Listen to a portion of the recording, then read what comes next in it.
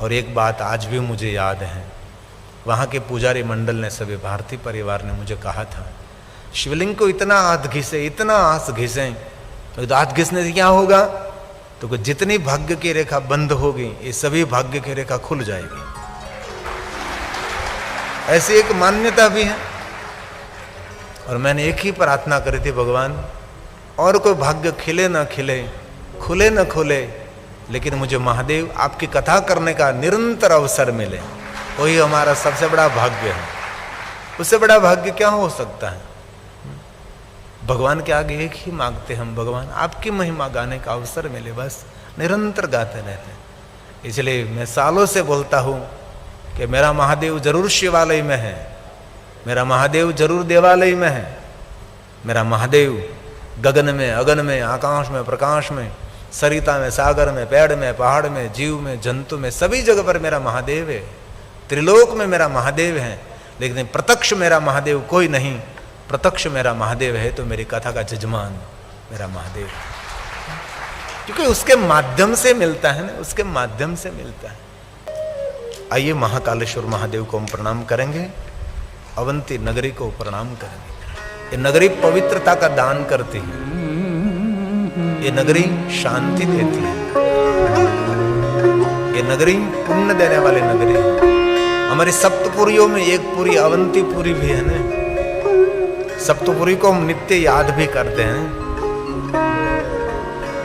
एक सप्तपुरियों की याद, सप्तपुरी का पाठ, सप्तपुरी की वंदना भी करते हैं। जैसे सप्तऋषि, ऐसे सप्तपुरी भी है, इसमें अवंती भी है सप्तपुरियों में। अयोध्या मथुरा माया, काशी कांची अवंतिका, अयोध्या मथुरा माया, काशी कांची अवंतिका, पूरी द्वारिका चैव सप्तैता मोक्षदायिका,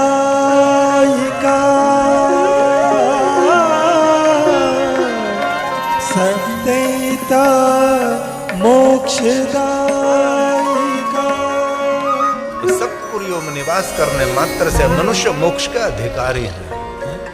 मोह छूटता है, हमारा लगाव कम होता है। इसीलिए सप्तपुरी में से एक पुरी अवंतीपुरी भी है, जो धरती पर स्थित है। आइए इस अवंतीपुरी की प्रशंसा करते हुए सभी देवों के देव सुरेश्वर जिनको कहते हैं, काल का वे काल महाकाल को हम एक श्लोक में प्रणाम करेंगे। अवंतिकाया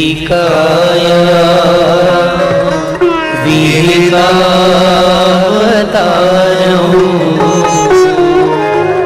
मुक्ति प्रदानाय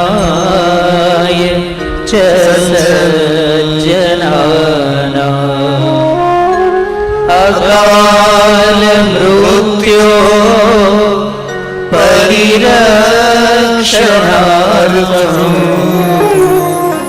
वन्दे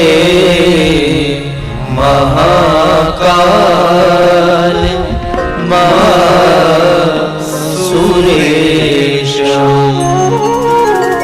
वन्दे महाकाल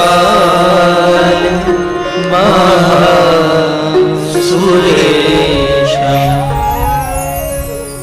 जिन पर महाकाल की कृपा होगी वही महाकाल के सानिध्य में पहुंच सकता है। या हम सब आए हैं तो हमारी मर्जी से नहीं आए हैं। बहुत लोग आने के लिए तैयार हुए होंगे, लेकिन यहाँ पहुंच नहीं सके। कोई न कोई काम, कोई न कोई रुकावट मिल ही जाती है ना। महादेव का सानिध्य उसको मिलता है जिन पर महादेव कृपा करते हैं। महाकाल में महाकालेश्वर महादेव में आने का उसको अवसर मिलता है जिन पर महाकालेश्वर की कोई असीम कृपा होगी। बहुत सारे शिव भक्त मुझे मिले हैं, हर त्रयोदशी के दिन यहाँ आते, हर त्रयोदशी के दिन यहाँ आते, एक भी त्रयोदशी नहीं छोड़ते। और एक बात कहूं, महाकालेश्वर महादेव के दर्शन करने के लिए आने में बड़ी उम्र वाले कम लोग मिलेंगे आपको, ज्यादातर युवा वर्ग महाकालेश्वर महादेव को मिलते हैं, ज्यादातर युवा वर्ग। यहां भी लिखा रहता है महाकाल। आजकल युवा वर्ग में महाकाल के प्रति उसका आदर बढ़ा है। कोई को हर अमावस्या के दिन आते, कोई त्रयोदशी के दिन आते हैं और भगवान महादेव के दर्शन की विशेष महिमा भी है। कृष्ण पक्ष अष्टमी और शुक्ल पक्ष की अष्टमी विशेष महिमा महादेव की पूजन की है। और महादेव की दुनिया में तो कभी भी कोई भी व्यक्ति जाता है, शिव सबका मंगल ही करता है, शिव जी सबका कल्याण ही करते हैं। लेकिन युवा वर्ग बहुत महाकाल के प्रति उनका भाव रहता है। हमारे सबके हृदय में महाकाल के प्रति भाव तो है।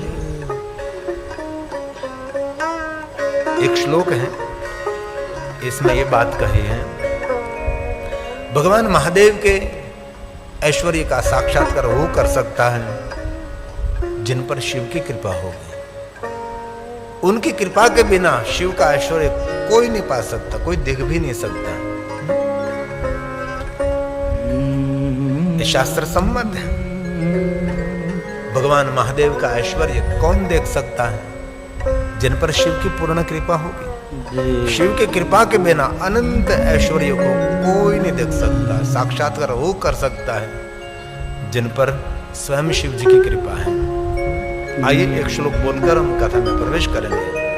शिवस्य कृपया साक्षात्, शिव की कृपा साक्षात महादेव की कृपा होगी। ये बात हम भी मानते हैं ना, उनकी कुछ कृपा होगी तो यहाँ पहुंचे हैं।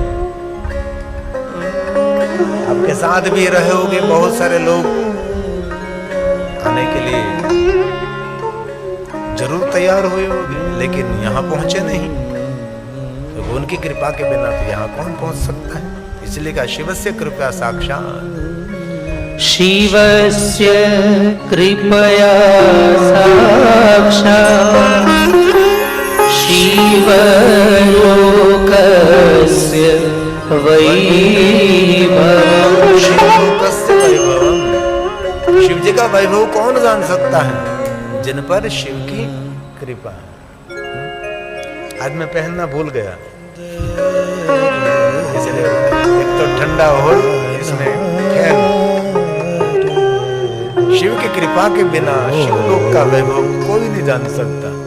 और एक बात कहूं, कभी भी आपको नींद में महादेव के प्रति कोई सपना आपको दिखाई दे तो आपको ये समझ लेना चाहिए आपको प्रवेश मिल गया है महादेव के लोक में। एक सपना शास्त्र है, सपना शास्त्र में एक सपनों का विज्ञान है, इनमें ये सब कुछ है। महाकालेश्वर महादेव का जो भक्त है, महाकालेश्वर महादेव की उपासना करता है, महाकालेश्वर महादेव का भजन करता है, उसके लिए तो बहुत बड़ी बात है, उसको तो सपने में भी दुख नहीं मिलेगा। ऐसी बात श्लोकात्मक शिव महापुराण अंतर्गत है। लेकिन कभी भी महादेव आपको सपने में मिले तो समझ लेना चाहिए आपको प्रमाण पत्र मिल गया है उसकी दुनिया में प्रवेश करने के लिए। सत्यम सत्यम न संशय है, इसमें कोई संशय नहीं है। और दूसरी बात, जिनको सपने में महादेव दिखाई दे उसको ये भी समझ लेना चाहिए कि अभी आपके भाग्य बंद नहीं है, आपके भाग्य खुल चुके हैं, क्योंकि सपने में महादेव दिखाई दे रहे हैं। हमारे ब्रह्मलीन डोंगरी जी बाबा कहते थे, बहुत जन्मों के पुण्य जब एकत्र होते, जब भगवान हमारा स्वीकार कर लेते हैं, तब भगवान हमको सपने में दिखाई देता है। हमारे बहुत बड़े विद्वान भगवताचार्य ब्रह्मलीन डोंगरी जी बाबा, जिन्होंने मैदान में कथा को लाया और कथा का एक आकर्षण बनाया, ब्रह्मलीन डोंगरी जी बाबा गुजरात के थे, पूरे भारत देश में कथा की, विदेश में यात्रा नहीं करते थे, वो समंदर नहीं लांघते थे, और विद्वानों के लिए, ज्ञानियों के लिए और हमारे संन्यास परंपरा में भी बहुत सारा नियम है, समुद्र नहीं लांघना है। लेकिन हम लोग तो विदेश में जाते हैं, लांघ देते हैं। ये है ब्रह्मलीनगर जी बाबा, जिन्होंने श्रीमद् भागवत के प्रति भाव जगाया था। वो कहते थे अनंत जन्मों का पुण्य पहला भगवान देते हैं दर्शन सपने में। इसलिए कभी भी किसी को सपना आए, आशा करता हूं आज सोमवार, इसलिए आज रात को ही महादेव का सपना मिले। शिव जी रात में महादेव को दिखाई दे, सबको तो नहीं दिखाई देता, लेकिन कोई होगा जिनको सपने में महादेव दिखाई दे। एक ही रटन है, एक ही मनन है, तो जरूर सपने में आएगा। मिश्रित मनन है हमारा मनन, लेकिन मिश्रित मनन है। जैसे चक्कर चाय दूध मिलकर जो चाय बनाते, ऐसा हमारा जीवन है। कभी संसार, कभी शिव, कभी परिवार, बहुत बहुत कुछ रहता है। तो ये बात शिवस्य कृपया साक्षात् शिवलोकस्य वैभवम् विज्ञातुं शक्यते सर्वः नन्यभेद्याहुं रास्तिका